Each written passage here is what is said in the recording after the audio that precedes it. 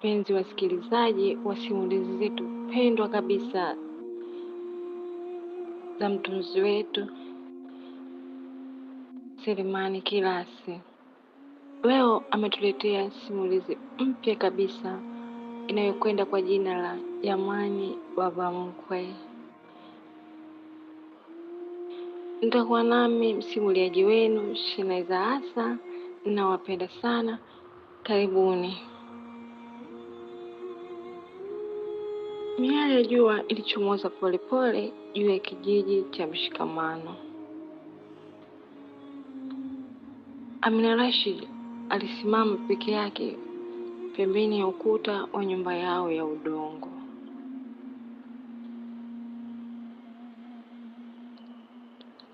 Upepo mkavu wa msimu ulipuliza kwa kasi, huku ukivuruga nywele zake na mawazo yake. Lakini upepo huo haukuwa chochote ukilinganisha na kasi ya mapigo ya moyo wake. Hofu, upweke na kuchanganyikiwa vilionekana wazi machoni pake.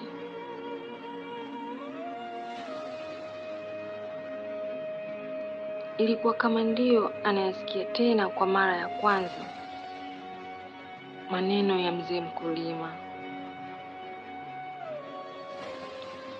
nivulie nguo zako za ndani, nikimaliza kuweka dudu langu nitakulipa 700,000.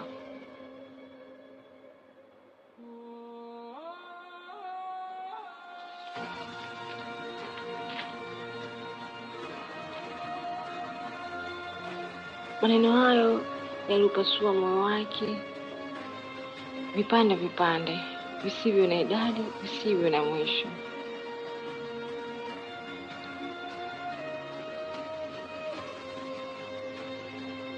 Si kuhusu pesa, hapana, lakini ni shinikizo lilimfanya hahisi kama amesimamishwa ukingoni mwa moto usioonekana. Amina alitembea taratibu mbele ya nyumba yao, akijaribu kujipa nguvu ya kuamua, nguvu ya kujilinda na nguvu ya kuikataa aibu ambayo haikuwa yake.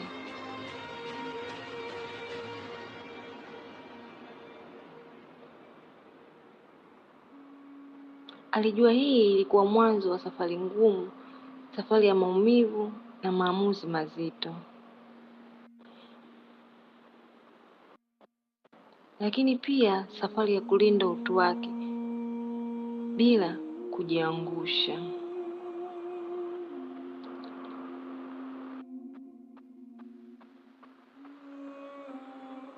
Alipoinua macho juu, anga liliweza kufunikwa na wingu jeusi.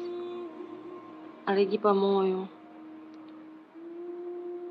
hata giza huwezi kuwa peke yako. Kuna sauti ya nyoyo zingine zilipasuka, na pengine taa ya matumaini itawaka tena.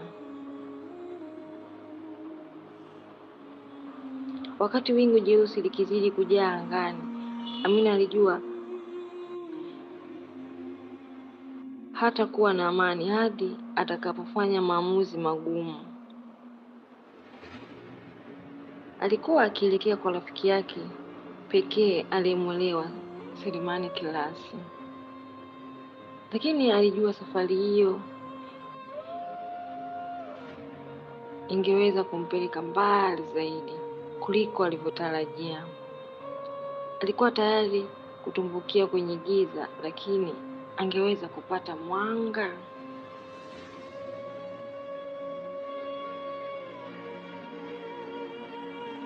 Usiku uliupiga kijiji cha Mshikamano kwa giza zito.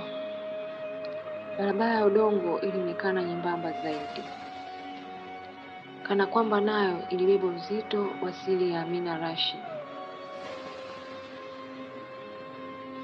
Amina alitembea peke yake, kila hatua ilikuwa swali linalochoma kifua chake. Nitamwambiaje Selemani Kilasi? Sio rahisi kumwambia mtu kuwa heshima yako imegeuzwa biashara. Sio rahisi kukiri kuwa baba mkwe amekuwa chanzo cha hofu yako. Amina alisimama akavuta pumzi ndefu.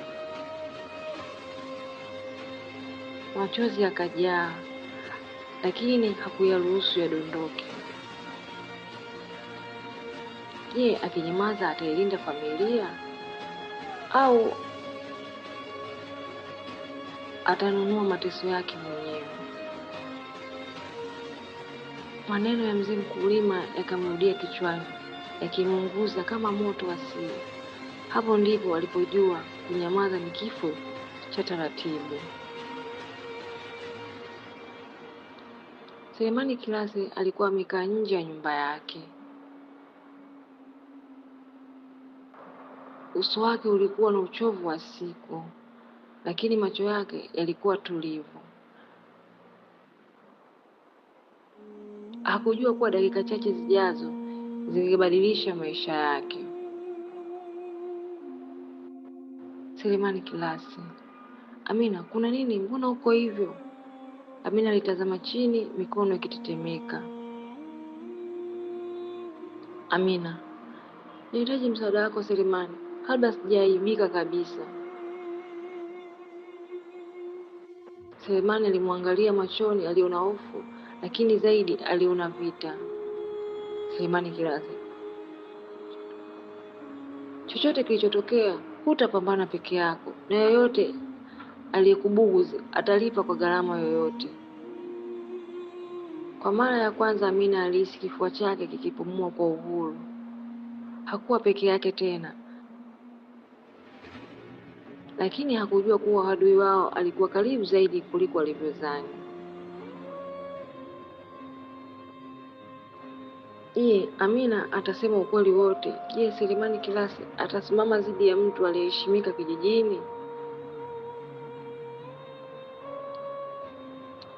Siri zinaanza kufichuka na heshima inaanza kupigana. Je, Amina atapata nguvu ya kukubaliana na giza lake la ndani? Je, Selemani Kilase ataweza kumsaidia katika safari yenye hatari na maamuzi magumu? Usikose sehemu ya pili ya Jamani Baba Mkwe, simulizi itakalokufikisha ndani ya moyo wa kijiji cha Mshikamano, ambapo kila uamuzi unaweza kubadilisha maisha ya mtu milele, ambapo kweli utaamua na maamuzi yatagharimu zaidi ya machozi. Subscribe YouTube yetu channel ya Selemani Kilase na ubonyeze kengele. Asante kwa kutusikiliza na wapenda sana.